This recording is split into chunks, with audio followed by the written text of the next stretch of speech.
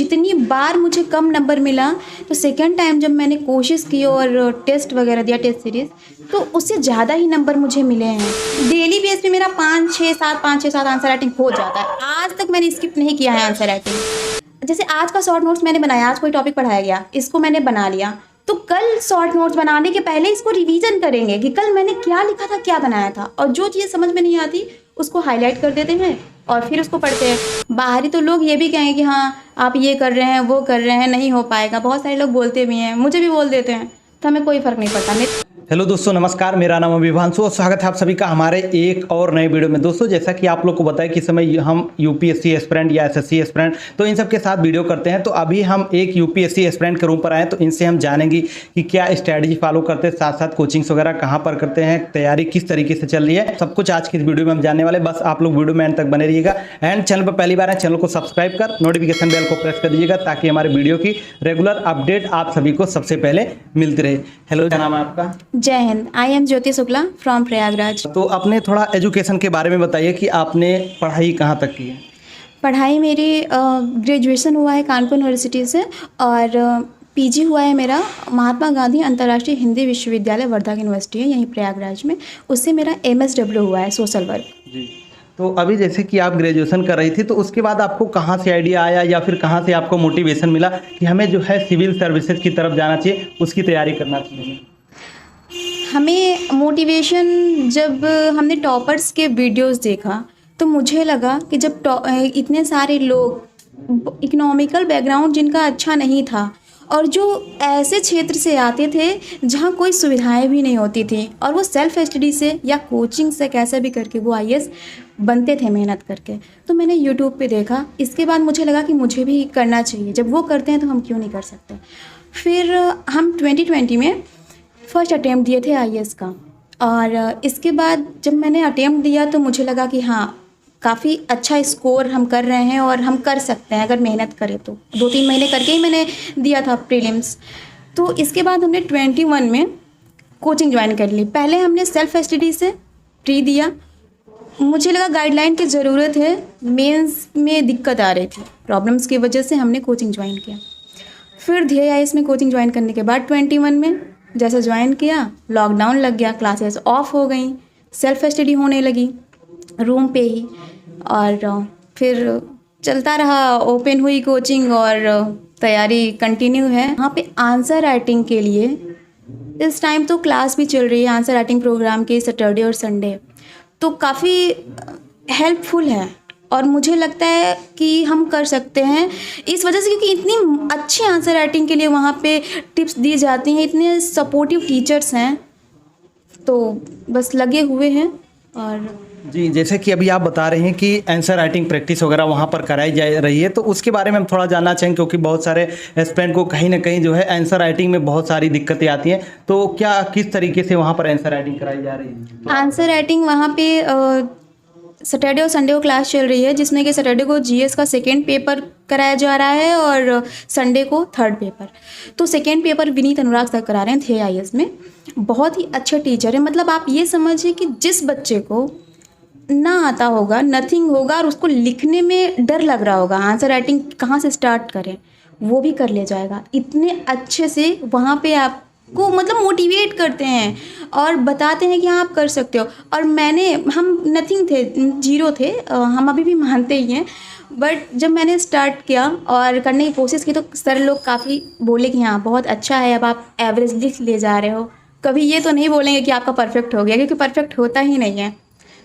तो answer writing practice वगैरह आप घर पे भी करती हैं, तो क्या मतलब जैसे वहाँ पर चेक कराते हैं तो क्या स्कोर आ रहा है, अभी आप हमारे व्यूअर्स को बता सकती हैं?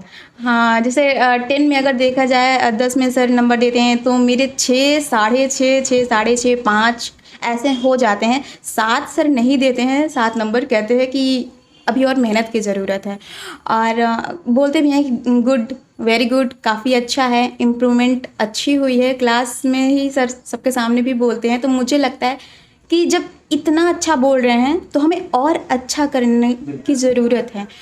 और आंसर राइटिंग में प्रॉब्लम्स ये आती है कि कुछ बच्चे जो हैं वो करने में हिचकिचाते हैं, हेजिटेट होते हैं कि इंट्रो कैसे लिखें और क्या कैसे करें। तो स्टार्टिंग में सर बताते हैं कि 20 से 25 वर्ड इंट्रो में लिखिए फिर पैराग्राफ या पॉइंट, लास्ट में कंक्लूजन ऐसा होना चाहिए कि आप भविष्य के तौर पे क्या सोचते हैं, क्या कर सकते हैं। किताबी कीड़ा की तरह नहीं, अपनी सोच को वहाँ पे निष्कर्ष में डालते हैं। तो आप अगर आंसर राइटिंग की अपनी जो कॉपी है वो आप हमारे व्यूअर्स को दिखा सके तो अच्छा। हाँ बिल्कुल, हम दिखा सकते हैं आपको।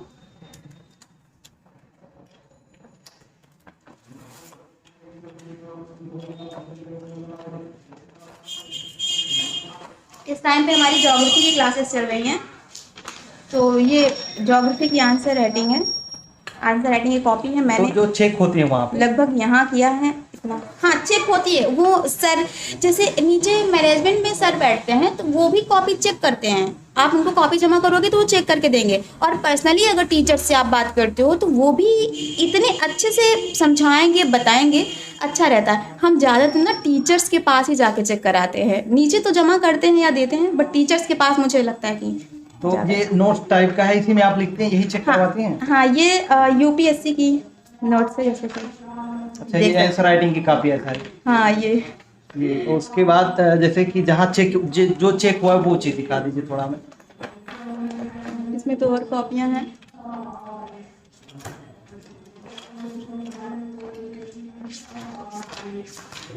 जैसे कि हमने कुछ स्टूडेंट्स अभी बात कर रहे थे, हम कुछ वीडियो में हमने दिखाया भी था, तो वहाँ पर क्या था कि जब कॉपियाँ चेक होती हैं तो वहाँ पर सजेशन या सुझाव भी देते हैं, तो क्या उस तरीके का यहाँ भी दिया जाता है? बिल्कुल दिया जाता है, बिल्कुल दिया जाता है।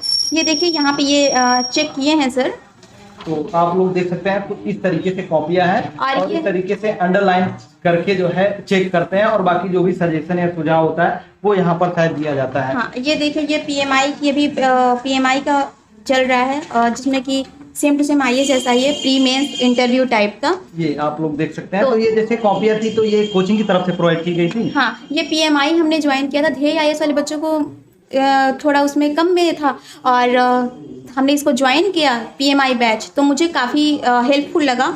और ऐसे ही लिखते हैं कि आप ऑथेंटिक नहीं हो रहा है उत्तर, और ये अनुच्छेद 50 लिखिए, या फिर यहाँ पे स्टार्टिंग में एक बेहतर विकल्प बता सकते हैं। ये सारी चीजें सजेशन या सुझाव होता है वो चीजें यहाँ पर दिया जाता है। हाँ बिल्कुल। तो क्या जैसे कि अभी आप बता रहे हैं कि आंसर राइटिंग प्रैक्टिस वगैरह वहाँ पर कराई जाती है, तो उसका फीस वगैरह पड़ता है या फिर जो बच्चे वहाँ पर पढ़ रहे हैं उनके लिए फ्री रहता है? जो आंसर राइटिंग का सेशन अभी स्टार्ट हुआ है सैटरडे संडे, तो इसकी कोई फ़ी नहीं है, फ्री में। जो बच्चे पढ़ना चाहते हैं, अच्छे से मेहनत करना चाहते हैं, वो आके ध्येय के स्टूडेंट होने चाहिए, ये है।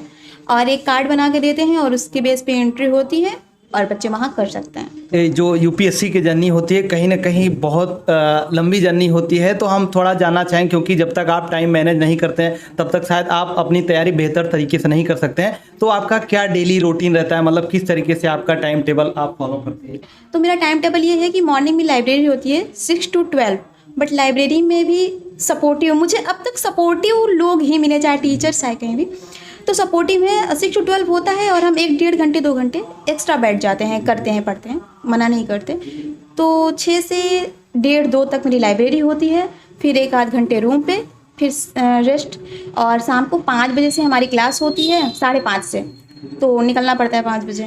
फिर रूम पे, हाँ लाइब्रेरी के बाद और कोचिंग के बाद रूम पे 2-3 घंटे। तो ऐसे मेरी अगर देखा जाए तो घंटे के अकॉर्डिंग तो पढ़ाई नहीं होती, बिल्कुल भी नहीं होती, लेकिन अपनी अपनी स्ट्रेटजी होती है। कुछ लोग घंटे के अकॉर्डिंग पढ़ते हैं और सक्सेस होते हैं, कुछ लोग अपने फॉलो करते हैं कि हाँ हमें टॉपिक के अकॉर्डिंग, वो अपनी अपनी स्ट्रेटजी है। मोटिवेशन आपको जैसे कि उतार चढ़ाव काफ़ी सारे फेजेज आते रहते हैं, कभी मान लीजिए आप आंसर राइटिंग कर रहे हैं, वहाँ पर नंबर कम मिला तो शायद डिमोटिवेट हो जाती होंगी, तो इस तरीके के फेज को आप कैसे मतलब हैंडल करते हैं? जब नंबर कम मिलता है ना, तो हाँ नंबर कम मिलता है, बट मुझे उस टाइम पे ऐसी फीलिंग आती है, ये नंबर कम मिला है, मुझे और अच्छा करना है। हम जाके पूछते हैं सर ये यहाँ पे ये क्या गलती है, इसको कैसे लिख सकते हैं, तो उसको और इम्प्रूव करने की कोशिश करते हैं। और पता है जितनी बार मुझे कम नंबर मिला, तो सेकंड टाइम जब मैंने कोशिश की और टेस्ट वगैरह दिया, टेस्ट सीरीज़, तो उससे ज़्यादा ही नंबर मुझे मिले हैं।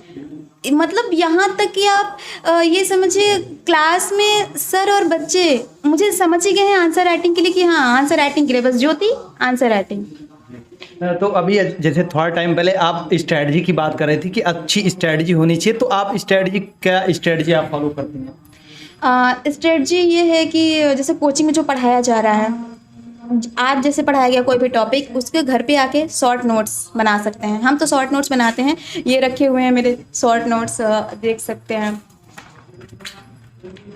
ये है। हाँ, ये हार्ड पावर वगैरह ये सब IR का है। तो ये आप लोग देख सकते हैं, कुछ शॉर्ट नोट इसी तरीके होते हैं, क्योंकि बहुत सारे लोग शायद कमेंट भी करते हैं कि शॉर्ट नोट्स किस तरीके से बनाए, तो आप लोग इधर देख सकते हैं कुछ इसी तरीके से पूरी कॉपी में इन्होंने बनाया हुआ और है। ये और इकोनॉमिक्स का है, ऐसे ऐसे करके मतलब मैंने बनाया है, बना रखा है। और ये देखिए हाईलाइट भी किया है बनाने के बाद, आप लोग इधर देख सकते हैं। उसके बाद हम थोड़ा जानना चाहेंगे, मान लीजिए शॉर्ट नोट्स वगैरह बना लेते हैं तो उसको रिवीजन कैसे करते हैं, क्योंकि बहुत सारे लोग को क्या है कि याद करने में प्रॉब्लम आती है, तो आप उसको याद कैसे करते हैं? शॉर्ट नोट्स बना करके सैटरडे संडे स्पेशली हम क्या करते हैं कि टाइम दे रहे हैं सिर्फ रिवीजन के लिए। जैसे आज का शॉर्ट नोट्स मैंने बनाया, आज कोई टॉपिक पढ़ाया गया, इसको मैंने बना लिया, तो कल शॉर्ट नोट्स बनाने के पहले इसको रिवीजन करेंगे कि कल मैंने क्या लिखा था, क्या बनाया था, और जो चीज़ समझ में नहीं आती उसको हाईलाइट कर देते हैं और फिर उसको पढ़ते हैं। और पूरा ओवरऑल जो होता है वो सैटरडे संडे रिवीजन इतना इम्पॉर्टेंट है कि क्या ही बताए। एक बुक को बहुत सारे टॉपर्स भी कहते हैं, वही हम भी कह रहे हैं कि 10 बुक पढ़ने से अच्छा एक बुक को आप 10 बार रिवाइज करो, जैसा सब कहते हैं वैसा हम भी कहते हैं और उस पर चलते भी हैं। हिंदी मीडियम के लिए आप कौन सा जो है न्यूज़पेपर वगैरह फॉलो करती हैं? दैनिक जागरण एडिटोरियल पेज हम पढ़ते हैं, उसका सारी हेडिंग्स देख लेते हैं। दैनिक जागरण कभी कभी क्या, हाँ ज़्यादातर द हिंदू और दैनिक जागरण पढ़ लेते हैं। द हिंदू की लाइंस देख लेते हैं, हेडलाइंस क्या हैं, बट दैनिक जागरण सही रहता है। और करंट अफेयर्स के लिए मैगजीन वगैरह?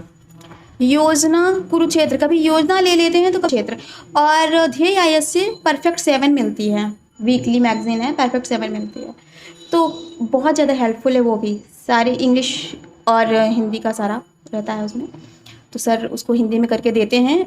न्यूज़पेपर और करंट अफेयर ऐसा, और डेली बेस पे करंट अफेयर हम वेबसाइट फॉलो करते हैं, डेली बेस पे करते हैं। और करंट अफेयर की स्पेशली एक आंसर राइटिंग करते हैं डेली, एक स्पेशली करंट अफेयर की आंसर राइटिंग, 2 जो क्लास चल रही होती है, जैसे ज्योग्राफी चल रही है 2 आंसर राइटिंग उसकी 3, और 2 अभी आंसर राइटिंग प्रोग्राम चल रहा है, तो 4-5 मेरा होता है। और ऑप्शनल भी 2-3, मतलब आप ये समझिए डेली बेस पे मेरा 5-6-7 आंसर राइटिंग हो जाता है। आज तक मैंने स्किप नहीं किया है आंसर राइटिंग, रिकॉर्ड है ये मेरा। लास्ट में हम थोड़ा 1-2 क्वेश्चन और जानना चाहेंगे कि जो एस्पिरेंट यहाँ खासकर प्रयागराज में तैयारी करना चाहते हैं तो उनके लिए कितना मतलब बेहतर है प्रयागराज में तैयारी करना? प्रयागराज हो या दिल्ली, अगर बच्चा मेहनत करना चाहता है तो वो कहीं भी सक्सेस होगा। प्रयागराज और दिल्ली से मतलब नहीं, यहाँ बच्चे गांव में जिनके यहाँ लाइट नहीं है, प्रॉब्लम्स होती है, वो भी IAS बनते हैं। मोटिवेट तो उनसे होना चाहिए। और सेल्फ स्टडी या कोचिंग कोई भी सक्सेस नहीं दिलाती है। बच्चा अगर सेल्फ स्टडी करेगा तो ही सक्सेस होगा। कोचिंग में एडमिशन ले लेने से सारे बच्चे IAS नहीं बनते हैं, क्योंकि भीड़ लगी हुई है, ये हमारे सर भी कहते हैं। तो कोचिंग इम्पॉर्टेंट नहीं है, सेल्फ स्टडी इम्पॉर्टेंट है कि कितना आप करते हैं। और खासकर जैसे कि जो गर्ल्स UPSC की तैयारी करना चाहती है या फिर UP PCS की, तो उनके लिए आपका क्या मैसेज या फिर क्या एक सजेशन रहेगा? जो गर्ल्स तैयारी करना चाहती हैं उनसे हम ये कहेंगे कि वो पहले इस क्षेत्र में आएँ, इस लाइन में आएँ, तो सेल्फ मोटिवेट रहें, क्योंकि लोग बहुत कुछ कहेंगे। बाहरी तो लोग ये भी कहेंगे कि हाँ आप ये कर रहे हैं, वो कर रहे हैं, नहीं हो पाएगा। बहुत सारे लोग बोलते भी हैं, मुझे भी बोल देते हैं, तो हमें कोई फ़र्क नहीं पड़ता। मेरे पेरेंट्स मुझसे बिलीव करते हैं, इतना काफ़ी। और इसके साथ साथ NCERTs पढ़ें, 6 to 12 या फिर 9 to 12 भी पढ़ सकते हैं, महेश बंडवाल सर की, और स्टैंडर्ड बुक्स भी पढ़ सकते हैं। तो वो आएँ, और वो इसलिए आएँ कि उनकी जैसी और लड़कियाँ जो नहीं कर पा रही हैं किसी चीज़ की वजह से, उनको देख करके वो अगर IAS बने मेहनत से अपने, तो उनको देख के वो लड़कियाँ भी आगे आएँ। बिल्कुल। तो आपने हमें बहुत सारी इन्फॉर्मेशन प्रोवाइड की, खासकर जो है जो आंसर राइटिंग प्रैक्टिस वगैरह है या फिर बहुत सारी चीज़ें हमें बताई, तो उसके लिए आपको बहुत बहुत धन्यवाद। Thank you so much. Favourite line है वो ये कि जीतेंगे हम ये खुद से वादा करो, जितना सोचते हो कोशिश उससे ज़्यादा करो, तकदीर भी रूठे पर हिम्मत ना टूटे, मजबूत इतना अपना इरादा करो।